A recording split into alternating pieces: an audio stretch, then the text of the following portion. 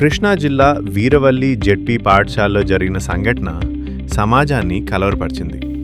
విద్యార్థులకు జ్ఞానం అందించే గురువుపై విద్యార్థి దాడి చేయటం సమాజంలో విలువలు ఎలా మారుతున్నాయో చూపిస్తోంది.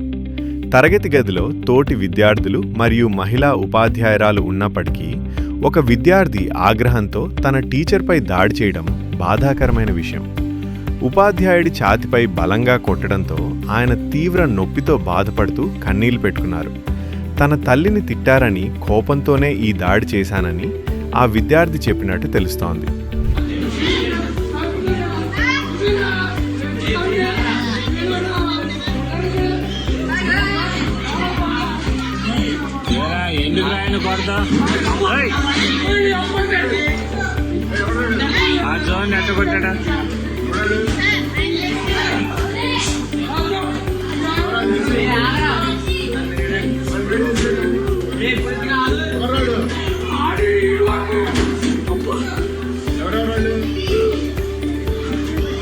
దేనికి రా విధానం ఏంటి అసలు?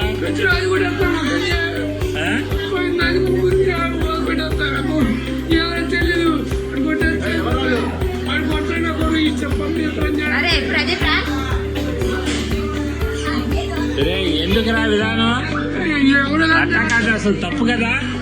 మాట్లాడినట్టు ఇది ఏదైనా ఉంటే టీచర్తో చెప్పాలి కానీ కొట్టుకోవడం ఎందుకురా?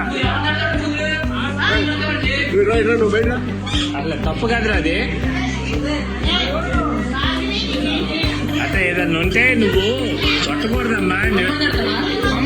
మీ అమ్మ కాదురా, ఎవరినన్నా అంటే మాస్టర్ దగ్గర చెప్పు. నువ్వు ఆయన యాక్షన్ తీసుకుంటాడుగా. మీ అమ్మ వీడియోలు అన్నీ చేస్తా నేను. నీటి చేస్తే ఏం చేస్తారా మీరు?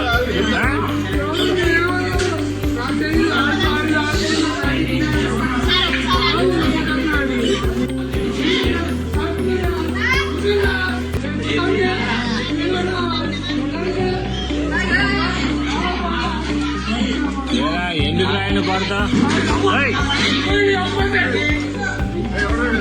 ఆ జోన్ ఎట్ట కొట్టాడా?